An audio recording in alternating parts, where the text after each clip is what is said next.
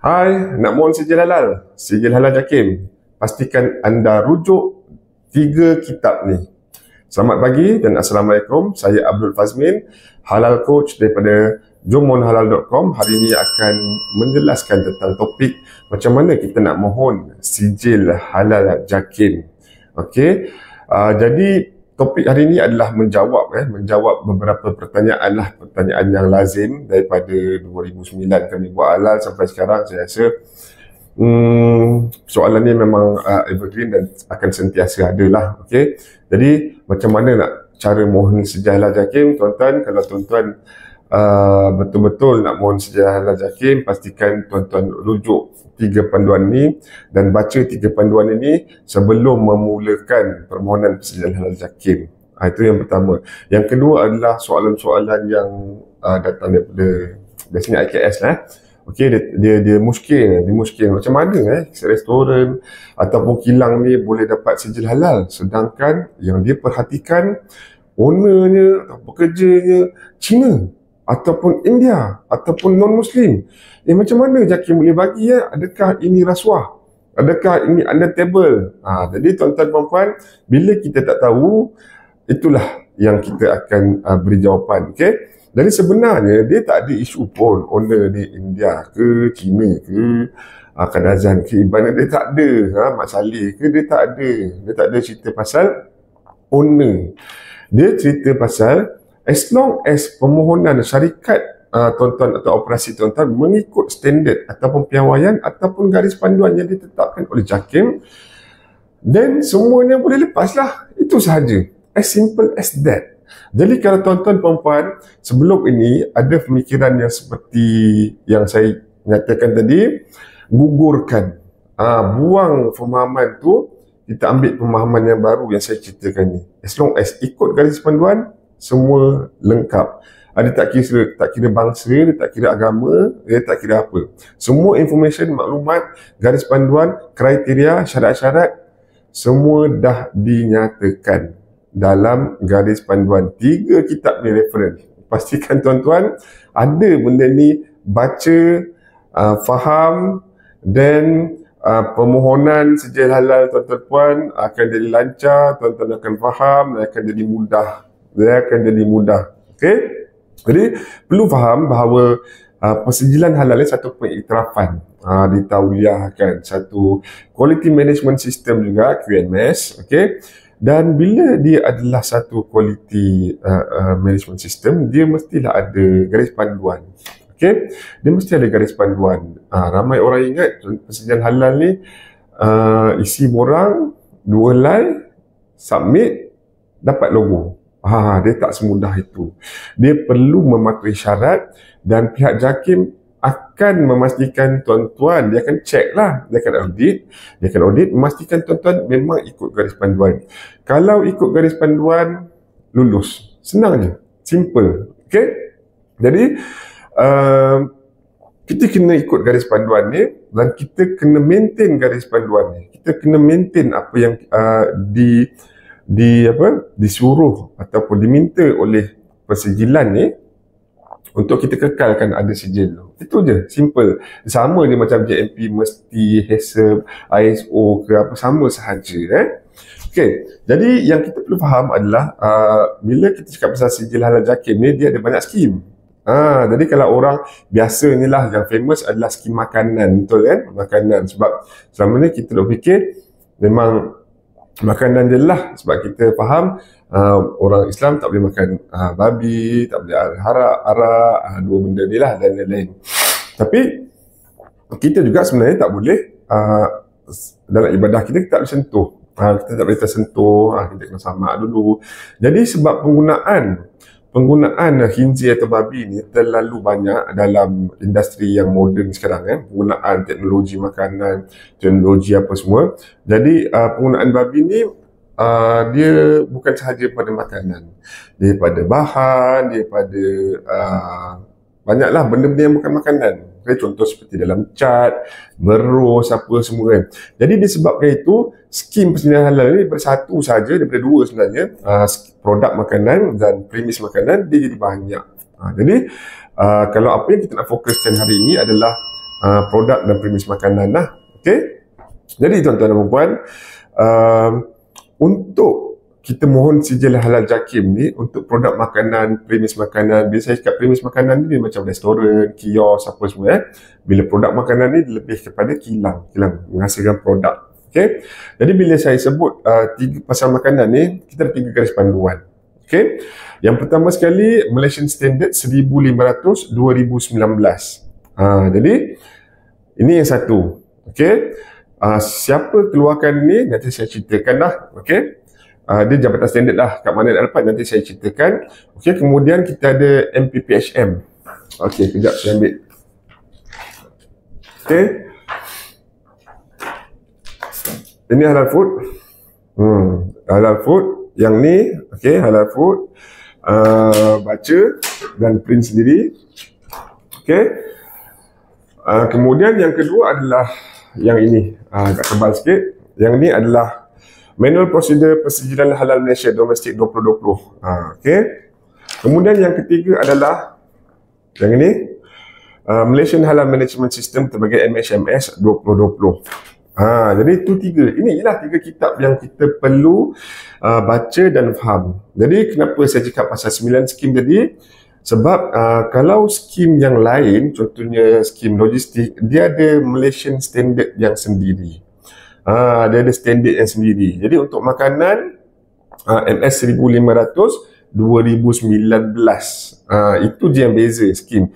Yang MPPHM 2020 dan MHMS 2020 ni sama sahaja. Untuk semua skim kita rujuk yang sama, cuma yang tambahannya adalah MS Malaysian Standard yang lain.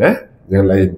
Okey, jadi Malaysian Standard ni, dia kita tengok 1500 2019. 2019 ni maksudnya revision yang terakhir kita pakai sekarang 2019. Sebelum ni 2009, dan bila dia keluarkan revision baru 2019, 2000 sebelum tu dia tak terpakai lah. 2004 ke 2009 ke dah tak terpakai. Tapi sekarang kita boleh tengok ramai yang masih tak sedar benda ni.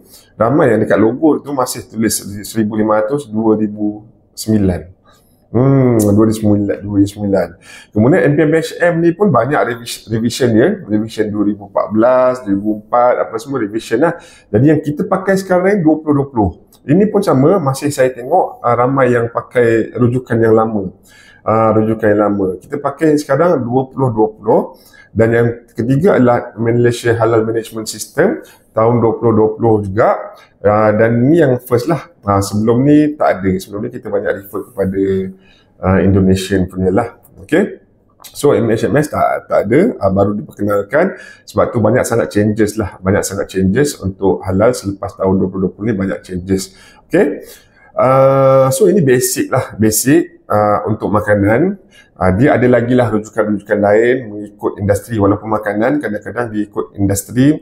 Industri ni contohnya yang mengeluarkan produk terusu ataupun daging, dia ada, dia di bawah DVS, veterina. Jadi untuk veterina dia ada garis panduan tersendirilah. Itu lain, asing. Kita cerita pasal persediaan halal. Walaupun begitu, dalam MS, dalam MPPHM ni saya ceritakan yang basic. Sebab dalam MS sendiri atau dalam MPPHM ni dia ada state kena ikut undang-undang yang berkaitan setempat. Bila undang-undang berkaitan setempat ni, garis panduan setempat ni, dia kena ikut juga Akta Makanan. Akta Makanan 1983, dia kena ikut juga garis panduan kerajaan tempatan macam PBT. Dia ada lagi yang pecah-pecah di bawah tu lah. Dia dah state, dia hanya bagi tahu dalam ni adalah perlu ikut garis panduan tempatan yang berkaitan. Jadi bila garis panduan tu dia ada garis panduan tersendiri. Jadi itu kena ikut lah. Tapi rujuk saja 3 kitab ni. 3 kitab ni, and then tuan-tuan perempuan dah baca semua, tuan-tuan boleh mohon sejalan sendiri, no problem. Okay. Jadi kita kena ikut yang latest. Yang latest, perhatikan yang latest, MS 1509, MPPHM 2020, 2021. Okay. Kemudian kenapa kita perlu ikut garis panduan ni? Sebab tuan-tuan kalau nak mohon halal JAKIM, macam saya cakap tadi lah, kenapa non-Muslim boleh dapat sedia halal padahal dia non-Muslim. Jadi kita kena tahu bahawa persediaan ni, halal ni, dia ikut garis panduan ni lah. As long as kita ikut, syarikat tu ikut garis panduan tetapkan, dia lulus. Okey. Jadi kalau tuan-tuan puan-puan tak ikut garis panduan ni, tuan-tuan dah mohon halal, nanti auditor datang, dia check, dia punya reference tetap 3 dokumen ni. Dia punya reference tetap dokumen tu. Sebab tu kita kena ikut 100% apa yang garis panduan ni nyatakan. Kita ikut sahaja. Ikut, selesai. Boleh dapat sejalan, no problem. Okay. Jadi dokumen-dokumen ni kalau boleh print lah. Okay, di-download, di-print untuk kita baca. Dan kalau boleh, untuk mohon halal, saya bagi tips, pastikan dokumen ni ada. Dokumen yang ada sertakan dalam fail halal kita ada dokumen ni. Kenapa? Sebab bila kita print benda ni, kita letak dalam fail halal kita, dia menunjukkan kita ni ada inisiatif. Kita ni ada inisiatif lah. Inisiatif yang kita print, kita baca benda ni. Kita baca. Jadi itu plus point lah. Okay, itu plus point pada auditor lah untuk melihat kita punya kesungguhan, kita punya kesungguhan dalam permohonan persejilan halal JAKIM. Okey, jadi siapa yang kena tahu pasal benda ni, siapa yang kena baca tadi, pemohon lah, sama ada bos ke, ataupun kalau syarikat-syarikat sederhana besar, dia ada halal eksekutif. Halal eksekutif, dia tahulah 3 referensi, dia lah kena implement semua yang dinyatakan dalam 3 kitab ni. Kemudian kalau syarikat mikro ataupun kalau syarikat kecil, dia ada penyeliah halal dipanggil. Jadi penyeliah halal yang kena tahu pasal 3 benda ni. Kalau syarikat kecil, biasanya bos ataupun pelantik admin kena tahulah benda-benda ni ya. Okey. Jadi ini kategori makanan lah. Kategori makanan dia ada benda-benda lain lah. Dia ada benda lain makanan ni. Yang saya ceritakan tadi, dia premis, catering, kios, hotel. Dia kena pakai benda ni lah. Okey. Jadi dekat mana nak download? Okey, saya sertakan kat bawah ni description ni ada link dia kat mana tuan-tuan untuk mudahkan tuan-tuan. Jadi MPPHM ni dengan MHMS ni disediakan oleh JAKIM lah, of course. Download daripada laman web JAKIM lah. Okey. Tapi yang MS standard ni, Malaysian standard ni, okey, Malaysian standard ni disediakan oleh ni Department of Standard Malaysia. Okey. Department of Standard Malaysia. Jadi dia memang kena beli dekat dia orang lah.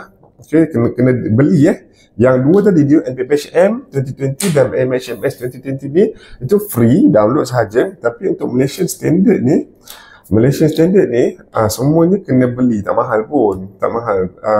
Saya tak tahu harga baru sekarang. Rasanya dalam 30 macam tu lah, 30-40.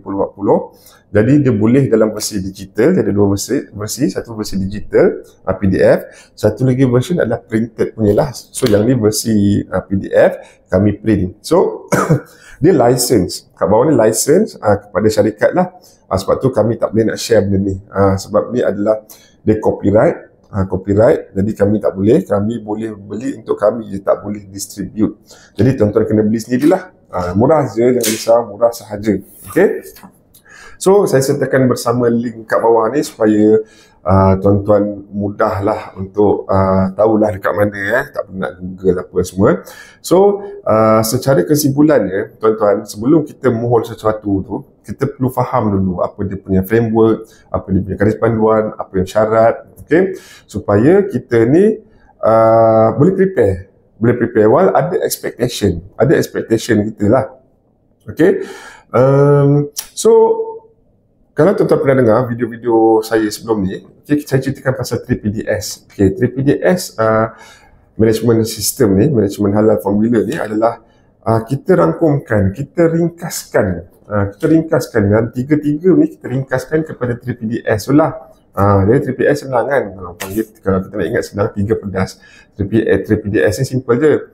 Dia 3P, D, S. Okay, P tu adalah kita cerita pasal premise lah. Kemudian product, people, document, system. Benda ni lah. So benda ni semuanya, sebenarnya semuanya ada dalam ada dalam 3 kitab ni, tapi kita ringkaskan, kita ada point-point kat situ lah. Jadi kalau tuan-tuan nak tahu pasal 3PDS ni, rujuklah, carilah video saya cerita tentang 3PDS.